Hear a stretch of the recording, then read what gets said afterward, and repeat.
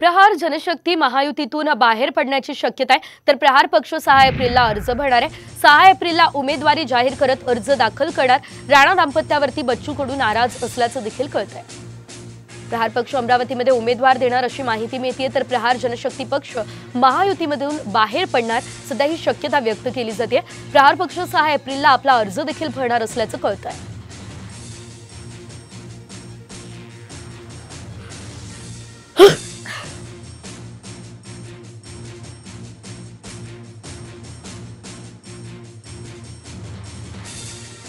त्याचं देखील कळतंय।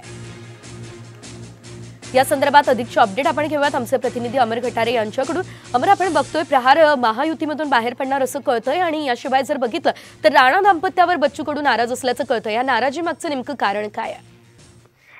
खरं बघितलं तर गेल्या कित्येक दिवसापासून बच्चू कडू आणि रवी राणा यांचा वाद जो आहे तो वाद चव्हाट्यावर आलेला आहे।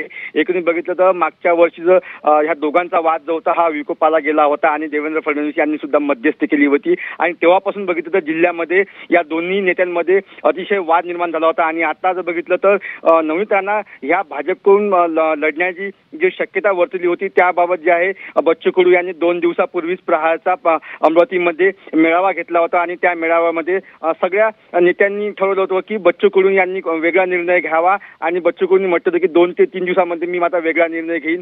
आणि आज थेट बच्चू कडूंनी आपला 6 तारखेला आपला उमेदवार जो आहे तो उमेदवार नामांकन अर्ज दाखल करणार अशी घोषणा केली आहे। मात्र असं तरी तो जो उमेदवार आहे तो भाजपचा कार्यकर्ता असल्याची माहिती आता आपल्यापर्यंत येत आहे। अतिशय विश्वसनीय सूत्राकडून आपल्याला माहिती मिळाली की तो भाजपचा सक्रिय कार्यकर्ता आहे। तो सक्रिय कार्यकर्ता प्रहारकडून आता अमरावती लोकसभेची निवडणूक लढवणार आहे। एकंदर बघितलं तर अजूनपर्यंत अमरावती लोकसभेसाठी महायुतीकडून अजूनपर्यंत जो आहे उमेदवार जाहीर झाला नाही। आतापर्यंत महाविकास आघाडीचा बळवंत वानखडे हा उमेदवार जाहीर झाला, मात्र अजूनपर्यंत अमरावतीमध्ये महायुतीचा उमेदवार जाहीर झाला नाही। पण त्याआधीच बच्चू कडू यांनी आता थेट महायुतीतून बाहेर पडून आम्ही थेट अमरावती लोकसभेमध्ये महायुती महाविकास आघाडी या सर्वांच्या विरोधात वेगळा उमेदवार देऊ अशी घोषणा केली आहे। मात्र सगळ्यात म्हणजे महत्वाची ट्विस्ट ही गोष्ट आहे, महत्वाची गोष्ट अशी आहे की तो जो उमेदवार उभा करणार आहे तो भाजपचा सक्रिय कार्यकर्ता आहे अशी माहिती आपल्याला मिळत आहे।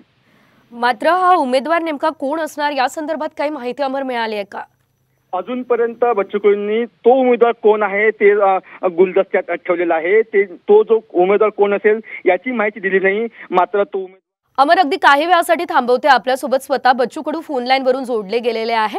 आपण बघतोय तुम्ही राणा दाम्पत्यावरती नाराज असल्याचं देखील बघायला मिळतंय आणि तुम्ही उमेदवार देणार आहात असं देखील कळतंय। हा उमेदवार नेमका कोण असणार आणि आपली पुढची नेमकी रणनीती काय आहे? मी नाराज नाही आहे, कार्यकर्ता आहे, लोक पण नाराज आहे आणि नाराजीच्या वातावरणाचा आम्ही फायदा घेऊ। भाजपमधलाच एक मतब्बर नेता आमच्या सोबत येईल, त्याचा आम्ही उमेदवारी अर्ज भरू 6 तारखेला। सध्या नाव जाहीर करता येणार नाही, थोड्या अडचणी आहे आणि 1-2 दिवसात उद्याची होळी झाल्यानंतर आम्ही लगेच ते नाव जाहीर। मात्र आपल्या या नाराजी मागचं नेमकं कारण काय हे कळू शकेल का? कारण नाराजीच्या चर्चा तर उधाण घेत आहेत।